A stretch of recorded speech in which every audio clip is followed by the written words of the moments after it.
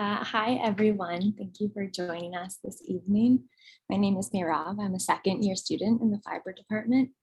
And we are really excited and honored to have Suchitra Mattai with us tonight as also fiber department's first visiting artist of the year. So welcome. Suchitra Mattai is a multidisciplinary artist of Indo-Caribbean descent.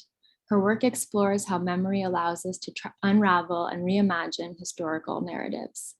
In her words, she says, "My primary pursuit is to give voice to people whose voices were once quieted.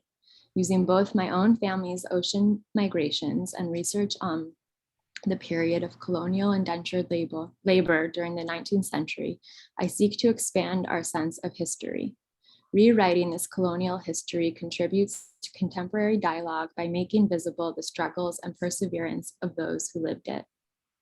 Mattai's projects have included a commission for the Sharjah Biennial 14, State of the Art 2020 at Crystal Bridges Museum, the Momentary, a Denver Art Museum and the Biennial of the Americas jointly sponsored installation, a commission for the MCA's Octopus Initiative, solo exhibitions at the Boise Art Museum of Art, K Contemporary Art, the Center for Visual Arts, Metropolitan State University of Denver, and 2 upcoming solo shows at UNIT London and Hollis Taggart, NYC, as well as group exhibitions at Kavi Gupta Gallery, Icon Gallery, UNIT London, Pen and Brush NYC, and the San Antonio Museum of Art. It's really great to have you with us. And without further ado, here is Suchitra Mattai. Thank you so much, Mira, for that introduction, and to Mark and to the whole Cranbrook Fiber Department for having me.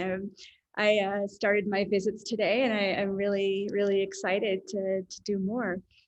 So I always start, or I'd like to start, I should say, with a little background about my history, where I've lived, et cetera, because I really think it informs my practice. And, it was mentioned that I'm Indo-Caribbean. And I think when people hear that, not quite sure what it is, but I am from the small country called Guyana. It's physically in South America, but culturally more a part of the Caribbean, and has a very diverse population. So my ancestors were from India, but they were indentured laborers during the 19th century. And they came as British laborers to work the sugar plantations when slavery ended in the 1830s or so in the Caribbean. So I was born there. I grew up in Nova Scotia, Canada, and then all over the US, and have had the opportunities to live in India, in Europe, et cetera. So I consider myself really a nomad. And this is really, all those experiences make me, in my view, a storyteller. And when I tell the stories, I'm often inclined to tell the stories of people that I knew and people who didn't have a voice before. And so I start with my own family and look to my grandparents, great-grandparents, et cetera. And so through oral histories, through photo archives, through research, I'm looking at all of these sources as a means for connecting to a past that I no longer have really a direct connection to. Culturally, I sometimes say the Indians in the Caribbean or in Guyana are kind of, in a way, culturally more akin to Indians in India circa 1850, 1860s. There's a sort of cultural continuity that's interesting when diasporic communities are in a place where there's little connection or remote connection to the homeland. I use a lot of found objects in my work. Mira mentioned that I'm a multidisciplinary artist. I often use, found needle points, found macrames, found fiber work And it's really a nod to my grandmothers who taught me how to sew, embroider, crochet, etc. And I'm really interested in those domestic practices as a way of celebrating women who weren't always allowed to be a part of the greater art community or art conversation. You know, I'm thrilled that in this day and age that that conversation and the scope of that conversation has broadened greatly.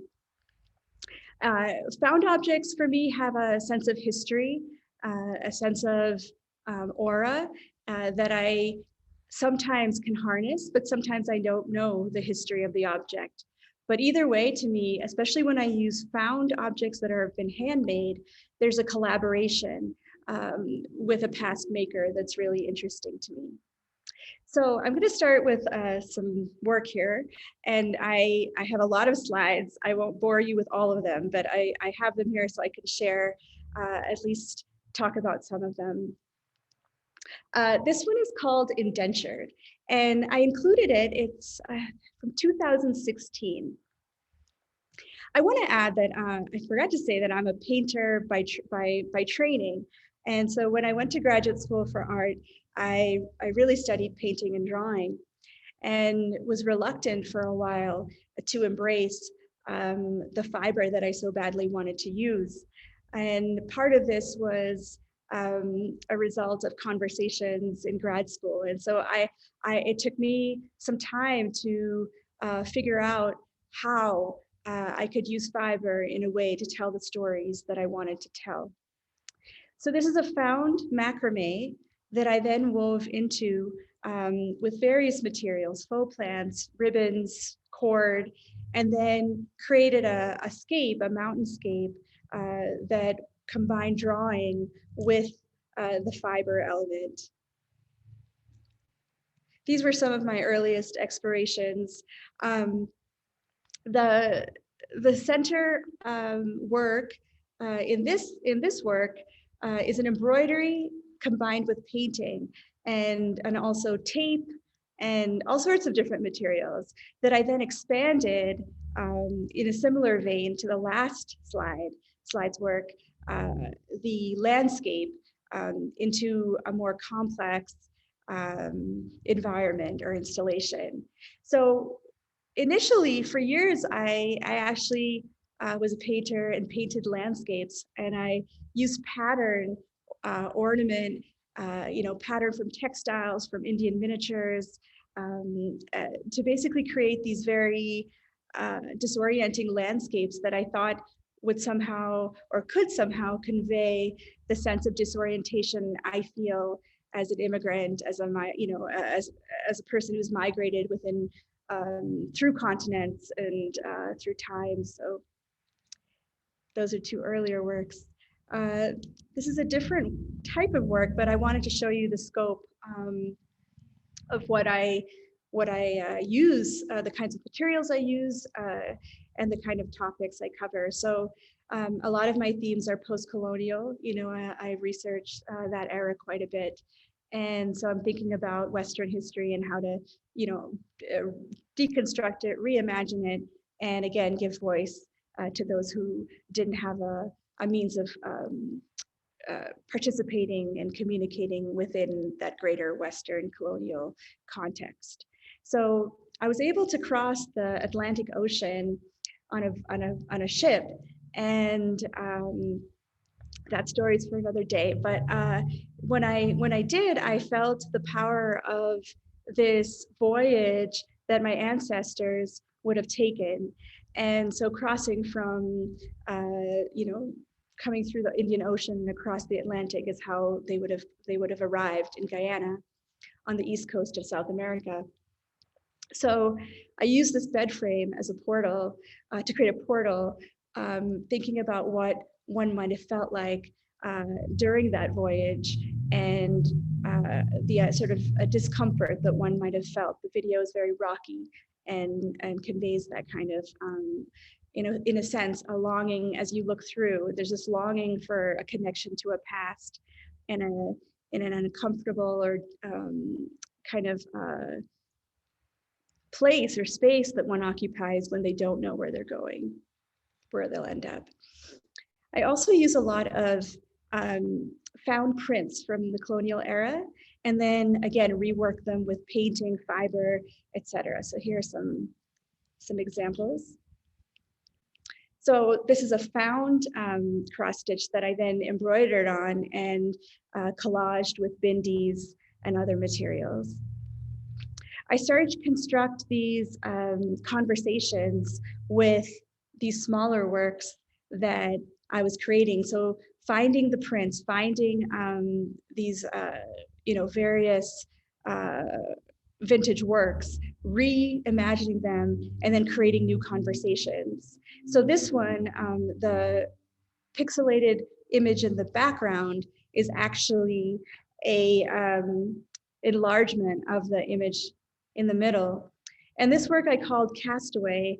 It was actually, it's a found needlepoint, surprisingly enough. The fact that there was a needlepoint that existed out in the world that I could use, that sort of, that in a way depicted that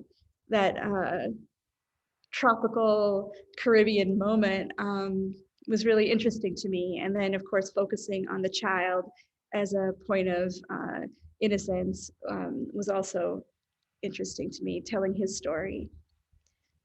So through various collage elements, I work a lot with found patterns and then create narratives behind those patterns or amidst those patterns, again, in a way of revealing and concealing stories. This work is called Mala, and it was it was an earlier work, probably, I should say not an earlier work, but from this era, 2018. And it's some crocheted fiber and some found fiber, scarves, baby blankets, etc. And what I wanted to do was create this inversion of landscape and body. So in the center, there's actually a video of a landscape. It's a video where one is on a train moving, and then the landscape opens up and becomes revealed and concealed through this fence that you go by. So again, this idea of revealing and concealing, but an inversion of the body and the figure. And so the space actually becomes a room that contains this history of scape and place. This is a work called Sugar Water. I created a show, an exhibition a few years ago where I really looked into the idea of sugar and the history of sugar and the way it affected my family's trajectories and movements and migrations. And so in this work, I'm using a variety of found furniture that I then have projected landscapes into. And so you'll find these sort of secrets in the drawers. In addition, I've used the crossing of the Atlantic again in the video in the far back. And so I'm using thread, I'm using video and found furniture to create this domestic space that conveys a sense of displacement. So again, painting is at the heart of my practice in a way. Even when I create large fiber installations, they become painterly in a sense, and I'll show you some of those in a little bit. This mural was based on images of the rainforest. Guyana is half rainforest, half Amazon, and I wanted to create a kind of story or image of the deforestation there. This work is called Skin, and it really addresses this idea of our perspectives and attitudes towards skin. It has flasks of sugar that then rest upon vintage encyclopedias, which are called the universal standard. And so there's this play of the kind of how our ideas about race, about skin color are greatly affected by this compendium of what we consider to be history in a Western context, and how we can kind of investigate and dissect that.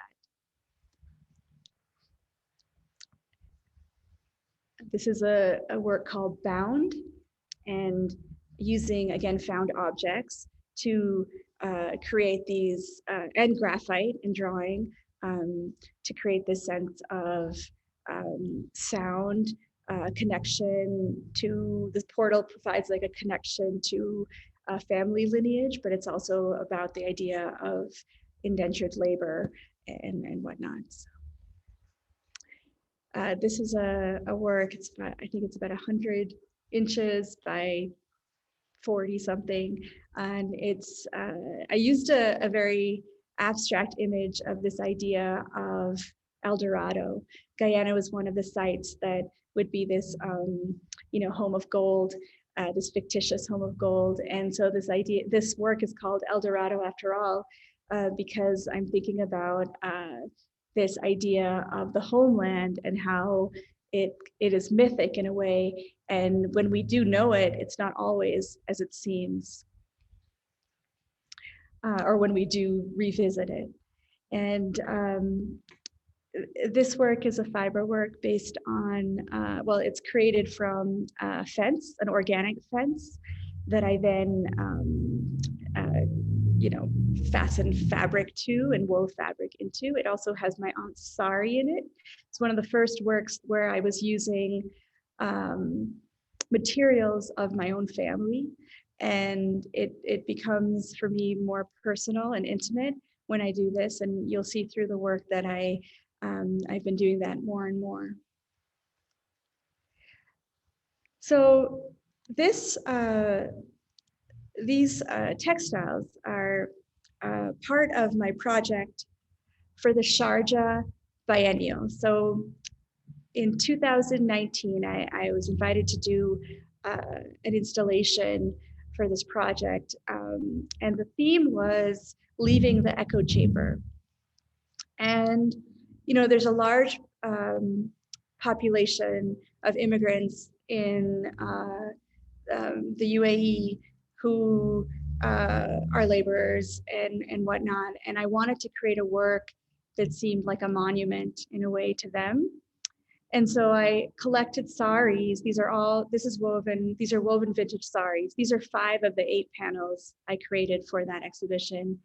And what I did was I cut them into strips. And this is my own form of weaving. I'm not trained as a fiber artist or a textile artist. And so I used a rope net that was a grid of 1 by 1, and or the units were 1 inch by 1 inch, and then wove the strips of saris through the grid.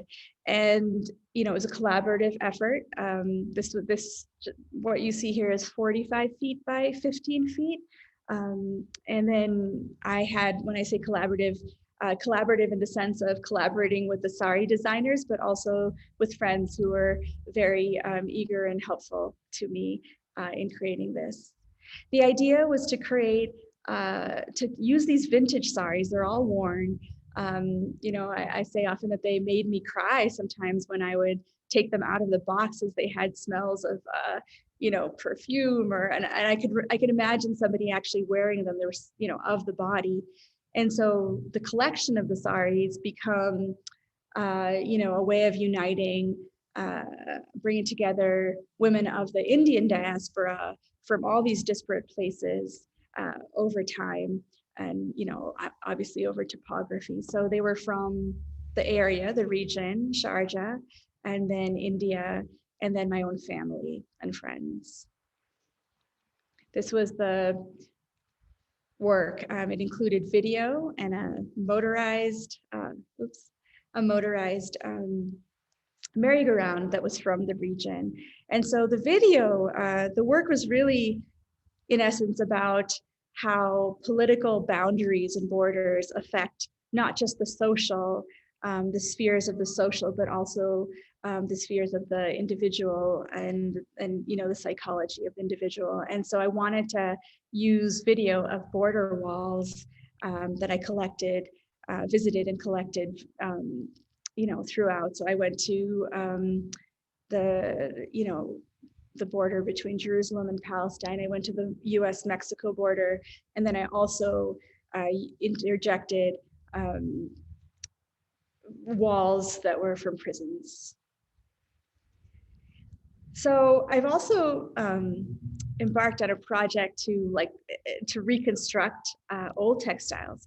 So a good friend of mine gave me this bag of textiles. She said she got it as a sort of sale that this antique shop has sometimes. And I started taking these textiles out of the bag, and then I realized that this one that was in a ball of kind of just a tight wadded ball was actually one singular tapestry. I don't know how old it is, but I proceeded to reconstruct it by stitching it all together onto another fabric, and then using embroidery floss to create a new narrative. So I concealed some of the figures and then highlighted other figures within it. This is another one where I did the same. And I also was using parts of my own first sari, and then I found needlepoint as well. So a lot of my work I think about as, when I use these different materials, combining painting and fiber and other found objects, in a way, it's reconciling all of these various disparate parts that I think of as comprising my own identity. And in the Caribbean, there's a sort of like a dearth of sometimes access to materials, and in it, for carnival and for other ritual events and weddings, etc., there's always this sense of making. People can sew, and they put together their own costumes, and so there's definitely a part of that, this sort of do-it-yourself creative expression that I'm really, really interested in. Oh, so this work actually had my mother's sari in it, and combines painting as well, and found fabric. This is just a shot of a show I did called Fugue that incorporates some of the following images. And so using toile, for example, has such a history. It has such a history, and so then I create new narratives that layer upon that history. This one's called Wedded Bliss, and I'm really interested in obscuring the faces and or concealing and revealing, as I mentioned before, kind of in a way nodding or acknowledging the kind of oppressive force of colonialism. But then also in much of my work, it's about giving power and strength to female figures.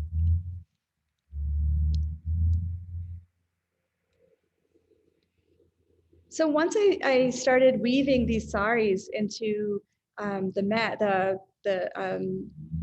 let's call it a rope net, I started thinking about how I could use the saris to create more sculptural forms and installations. And so I started using the saris with other fabric, but then sort of weaving them into wire mesh so I could create sculpture, relief sculpture, and other kinds of sculpture. I use a lot of elements that one might find in clothing, so zippers. This particular image, is based on a photo from the 70s of a family member, and then I use this sort of very Baroque rug to create this sense of coverage. So, again, she's being concealed and revealed, but she has the power of the gaze. There's a series of those works.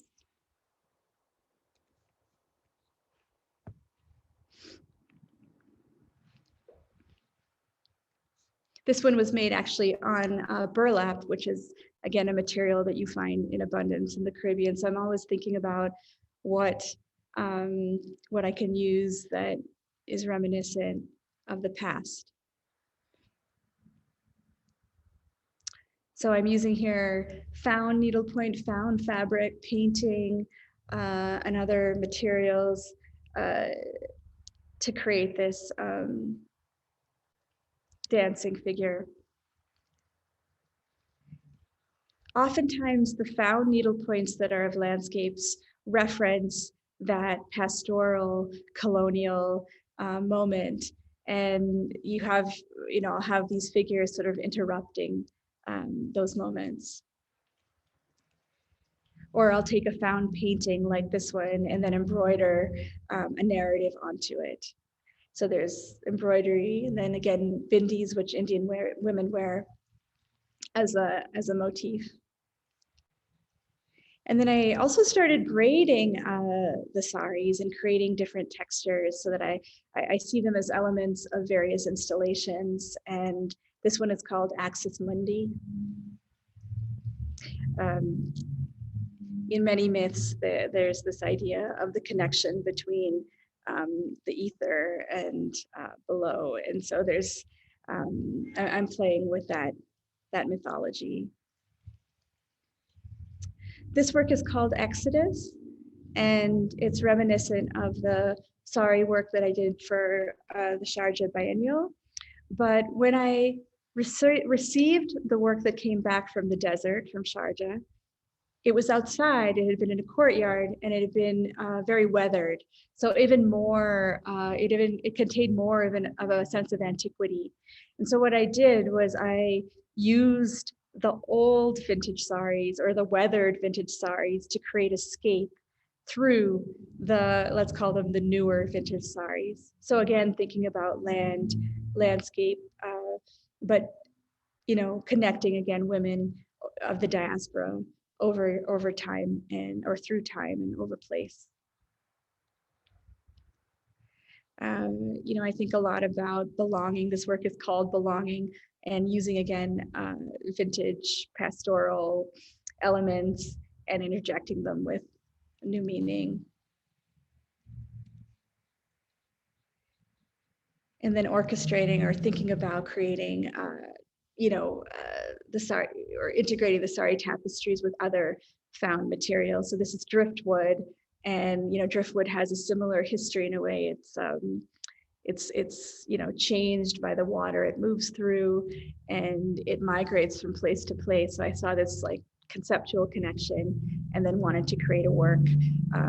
This one also has the chair legs, so it's of the domestic space as well.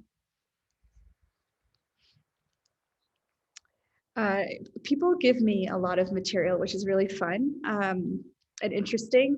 A friend gave me this orange shawl, and I knew I wanted to make, it was her great-great-grandmother's, and she, I think, is in her 60s, so it was quite old, and I wanted to create a work that paid homage to this older woman. And so I combined a lot of different materials in this work. There's jute that I crocheted, and then the found shawl, and then the hair rollers become the connecting device within the work, and then vintage saris and neon. So it becomes this, again, an homage to this woman. Again, playing with saris. I've used fences, gates, all kind of corresponding with this idea of migration and borders and boundaries. This is a video work. I'm going to move through it because I have 12 minutes left, but just really briefly, this one, I often, I did an exhibition actually called Innocence and Everything After. And I used this idea of childhood as a space for the reformulation of some of our biases and ideas. And I'm going to move on. So the the prints in this work are from a compendium. I'm forgetting the gentleman's name, but it's The Grammar of Ornament. And it's a book from the 1800s that basically compartmentalized pattern and ornament into regions and peoples and their regions. And so it becomes, in a way, very, the categorizations are problematic, from a cultural context.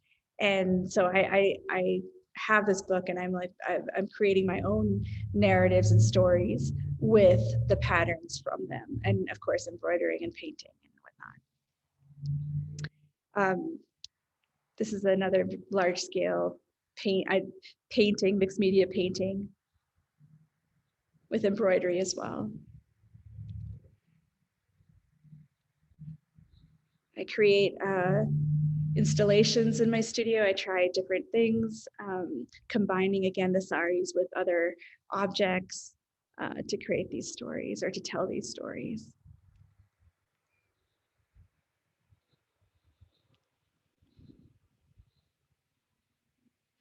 Here I'm combining the woven saris, into metal with the braids and neon. It's called Fissure. This work is bigger than I think it appears in the slide, but or in the image. But it, I was saying I use a lot of personal and intimate materials, and for this work I called it mother tongue, because I'm interested in this idea of the mother tongue, the language that is your mother tongue, a language that I no longer know, because in the Caribbean or in Guyana, you're not encouraged. We were never encouraged by the British to maintain our mother tongue in order to, move up in the ranks of, to teach or to have a job or a position. You would have to kind of give up that that language. So my grandfather could speak Hindi, but not my parents and not me. So it's playing with this idea of language and its relationship to authenticity, because without the language, it becomes difficult to feel connected to a place and to have that ability to communicate with people from the place. So this becomes a niche. There's a dancer doll. It's a little hard to see, but it becomes almost like a temple niche. And the backdrop is actually made of sewn table runners from my wedding.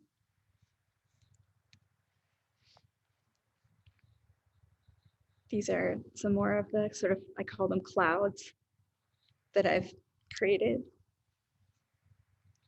using the faux marigolds.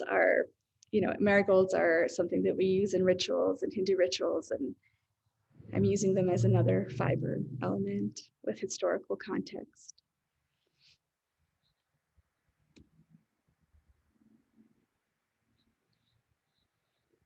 This one's called Tethered.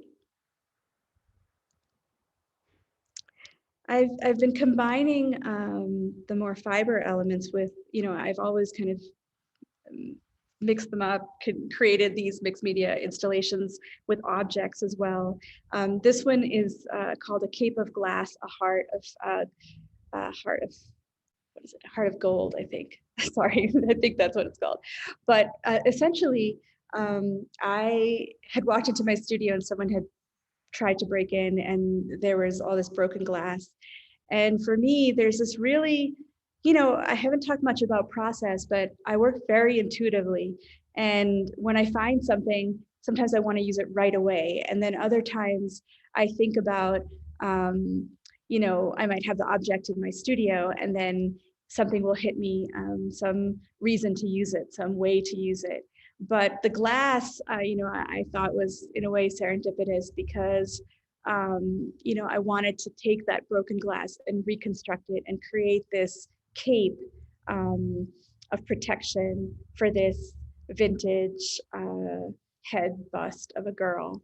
And I put her in front of a portal that I painted, and then used the saris as again, a womb or safe space for her.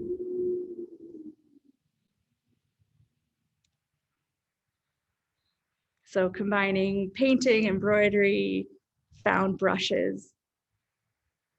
So it's really a way of reconciliation, I think. There's someone was telling me the word might be transcultural, that there isn't this in terms of talking about the Caribbean, that there's just layers and layers of varied cultural contexts that kind of overlap and intersect, and that it's it makes it difficult in a way to compartmentalize. This is a bed frame with the saris.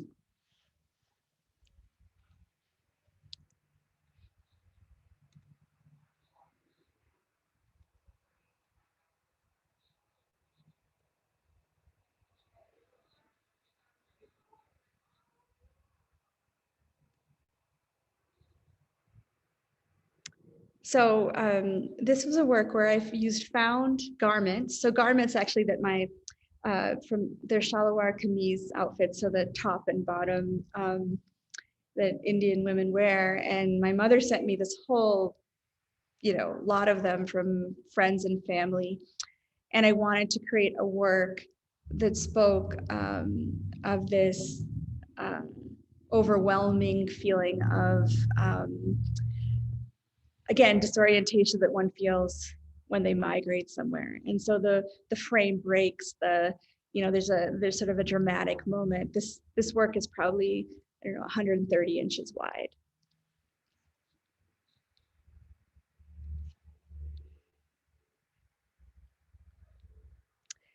In this work, I used my mother's wedding saris. And the whole thing tells a story. I mentioned I was a storyteller. It talks about obviously a shared history that I have with my mother, but also my sister recently told me she'd always wanted to learn dance, Indian classical dance, but it was never allowed or permitted in her home. And so she encouraged both myself and my sisters to learn. I was terrible, but both of my other sisters are classical dancers. And so I knew I wanted to include these bells that Indian women wear on their ankles when they dance into the work.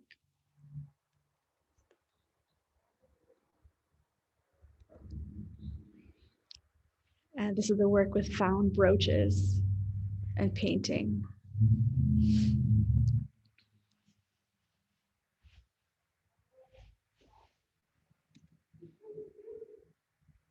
So I sometimes have an idea before I have the object, and so I seek out objects.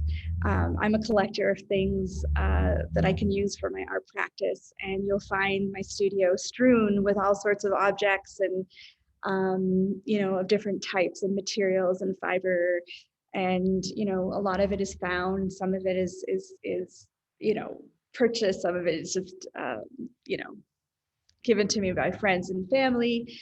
But I knew I wanted to take this very European scene and landscape, pastoral landscape, and then create a story within it of this heroine.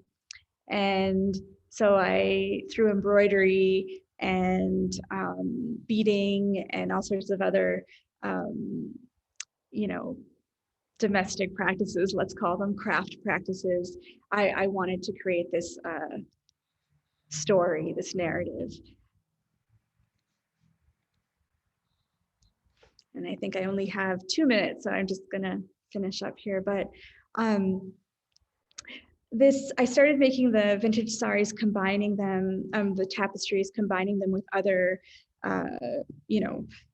materials, but also shifting the weave, the direction of the weave, and also creating organic shapes adjacent to geometric shapes, and just thinking a lot about color. I find when I work with the saris, there is an abstraction that is quite different in a way than my figurative work. And even though one maybe could see the overlapping connections, that you know, I mentioned I'm an intuitive maker, and I feel as though, you know, you give me a material, I'll make something with it. And the saris allow me an exploration of color and form in a slightly different way. This is a work I made a few weeks ago that it's all with zip ties. And, you know, I was thinking about that, you know, the wicker is like this sort of colonial material. And I wanted to kind of create this inhospitable, you know, chair / settee. And then I knew it needed to be elevated. So it became this sort of sculptural monument in a way. This is a new work. Say much, combining different materials, paintings on found materials. And this is the last image I have. It's my newest tapestry. And it also, I'm including more and more different materials, combining them with the saris to make the stories, you know, tell the stories in different ways. So I wanted to stop there and just to say that, you know, I've really appreciated the opportunity to meet the students so far, and that I guess, you know, and sometimes people want words of advice, and I think the major thing I would say is to make the work that you want to see, and to not ever find yourself in competition with any other artist. We all have our own journey. And with that, I stop. Thank you very much, Suchitra. That was really great. Oops, let's see. Yeah. Yeah. Fantastic talk. And for everybody that's there listening, if you want to ask questions, you can either put them in the Q&A or in the chat, and I'll make sure they get to Suchitra. And maybe while we're waiting for questions, you said something early on in your talk that I was kind of curious about asking you more about.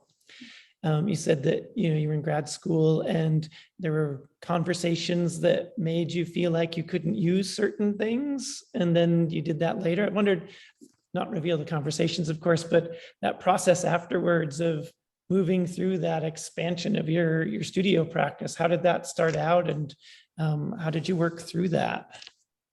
So my art career has meandered through, let's say, many different, you know, fields. And when I went to grad school, I had sort of been out of the realm of art making in a professional context for some time. And so I was very obedient. You know, I was like, oh, okay, you know, am I not supposed to do this? Am I supposed to do this? And I guess I'd waited so long to do it that I felt, you know, really committed to kind of belonging in a way, right? And that it wasn't till, you know, not that long ago that, you know, I really threw aside everything I had learned and decided I was starting afresh.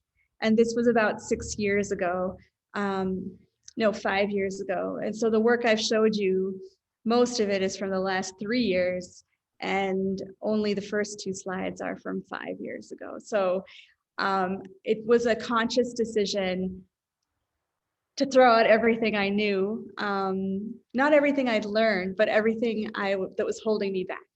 So, and to engage with every material that I felt worthy. Mm-hmm. Great. Sometimes you have to do that. Yes, exactly. Oh, okay. So we've got a question from Kayla, and it says that she loves the braided saris. Could you talk more about that work? Do the braids mean something to you? Yes, you'll find braids as a motif in my paintings as well. I've used hair and braids sometimes in my paintings. You know, as a child, my mother always braided my hair, and all the, you know, when I was in, you know, school, everyone had their plaits, that's what we call them. And so there's that, when I think of stories from my early childhood and from Guyana.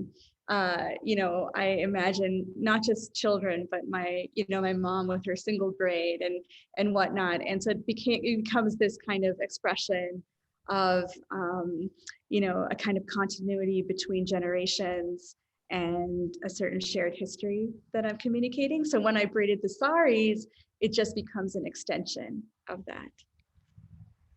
Great, thank you. All right. I'm waiting for other questions. I was curious about the saris too. You said that some of them are from weddings and from personal ceremonies and stuff. Does that, when you work with those, do those feel different, or do those pieces take on a different kind of intention or sort of energy than when you're working with saris that you get from other sources? Definitely, especially the work with my mother's wedding saris. It was almost, cathartic in a way to make it. It was really, it becomes, when you're using intimate objects that have, significant meaning to you, there's definitely a sense of, an emotive quality, right? That you can't even, predict. And those are the pieces, those are the works that I feel probably most connected to in some ways. Yeah. Mm-hmm. Oh, okay. Oh, a couple things in the chat. So from Merav, hold on. Questions popping up everywhere, one at a time, folks. So from Merav, following that question, is it harder for you to let go of those works? Do you sell them? Yes. Yes. And, there's a part of me, that is not, or at least is trying not to be attached to objects in general. And so with the art, I also produce quite quickly and in quantity. And it's like a constant learning for me. So I'm never attached to the products in the same way. It's just, but you asked about the ones with the personal things, and it's more that it caused me so much, emotional connection that it's harder to let go. But for the most part, I'm not attached to my work in that way. Yeah. Okay. Another question from Eleanor, sort of similar, and maybe you've gotten to all of it. Do you ever get stuck feeling overly attached or precious about one-of-a-kind objects or heirlooms? As of late, no. I think I'm finding that it's more exciting for me to tell a story with those objects than to have them in my basement, or garage. I think the first time I actually felt that, or had that question, I had Sanskrit texts that were old. I got them in India 20 years ago, and I had to ask my mother if it was okay to use them because they were so, they were old and religious, and she said, well, they're in they're in your garage, like use them, they would have more power as art. And so since then, that's how I view it. Nice. Okay. And then a question from Ardell. As a trained painter, did you find it hard making work that was off the wall? It's funny because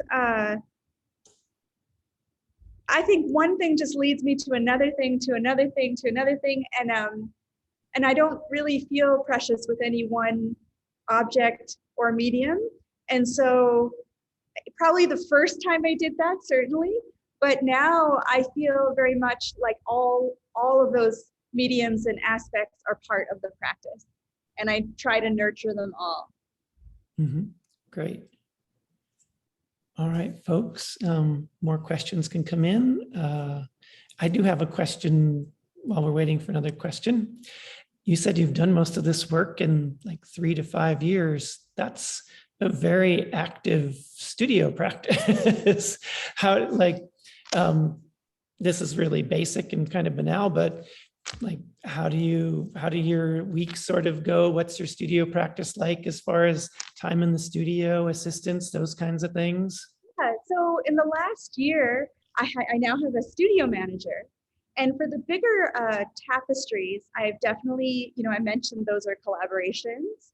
And so now I do have people who help me when I'm making bigger projects. And it's really allowed me to expand the scale of what I can do. But I'm a bit of a manic maker. So when I get excited about something, it's just, all hands on deck. And so I think I've waited many, many years to be able to work like this. And so I cherish every moment, and I'm trying to make up for lost time. Great. All right. I think maybe we've come to the end of the questions. So I'm going to say thank you. It was really fantastic to hear your talk tonight, and your questions, your answers to the questions were wonderful. Well, it was a pleasure to be here and to be with you all. So I appreciate all the questions, and I look forward to meeting more of you tomorrow.